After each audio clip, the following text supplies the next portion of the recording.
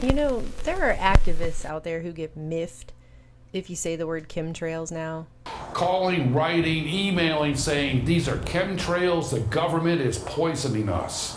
They are contrails. In lieu of something more scientific sounding and official like solar radiation management, which just sounds like some corporate fluff. It sounds like promoting synergy. We're promoting synergy with solar radiation management. Either way, geoengineering via aerosolized particles that are deliberately sprayed into the atmosphere on a mass scale right over our heads by scientific dictatorship decree, it's not a myth. It's not a crazy conspiracy theory, and neither is our government's long and sordid history of weather modification. Are contrails, condensation trails. Every time this happens, I will get people calling, writing, emailing, saying these are chemtrails, the government is poisoning us. Just by the way on that real quick, back in December, Derek Bros reported on how NOAA has now conveniently admitted that contrails might be, derisive air quotes, accidentally geoengineering the climate. Oops. Whatever. Strontium and barium, they may be chemtrails that have, no matter what, it's putting lead into the air, okay? There are still people who swear that no matter what you call it, chemtrails, geoengineering, SRM, that all of it is just a conspiracy fairy tale cooked up by us tinfoil hatters. Well, who better then to discuss all this tinfoil hattery than our very own CIA director, John Brennan? And what better place for him to do it at than the Council on Foreign Relations?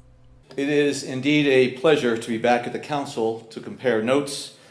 Right here is an excerpt from an appearance Brennan recently made June 29th at the CFR on the topic of threats to global security, which, as part of the agenda being pushed, they have decided that anthropomorphic climate change is one such threat. Another example is the array of technologies, often referred to collectively as geoengineering, that potentially could help reverse the warming effects of global climate change. One that has gained my personal attention is stratospheric aerosol injection, or SAI, a method of seeding the stratosphere with particles that can help reflect the sun's heat in much the same way that volcanic eruptions do. An SAI program could limit global temperature increases, reducing some risks associated with higher temperatures and providing the world economy additional time to transition from fossil fuels. This process is also relatively inexpensive. The National Research Council estimates that a fully deployed SAI program would cost about $10 billion yearly. As promising as it may be, moving forward on SAI would also raise a number of challenges for our government and for the international community. On the technical side, greenhouse gas emission reductions would still have to accompany SAI to address other climate change effects, such as ocean acidification, because SAI alone would not remove greenhouse gases from the atmosphere. On the geopolitical side, the technology's potential to alter weather patterns and benefit certain regions of the world at the expense of other regions could trigger sharp opposition by some nations. Others might seize on SAI's benefits and back away from their commitment to carbon dioxide reductions. And as with other breakthrough technologies, global norms and standards are lacking to guide the deployment and implementation of SAI and other geoengineering initiatives. Now I could go on and on and on and on about the things that fascinate me.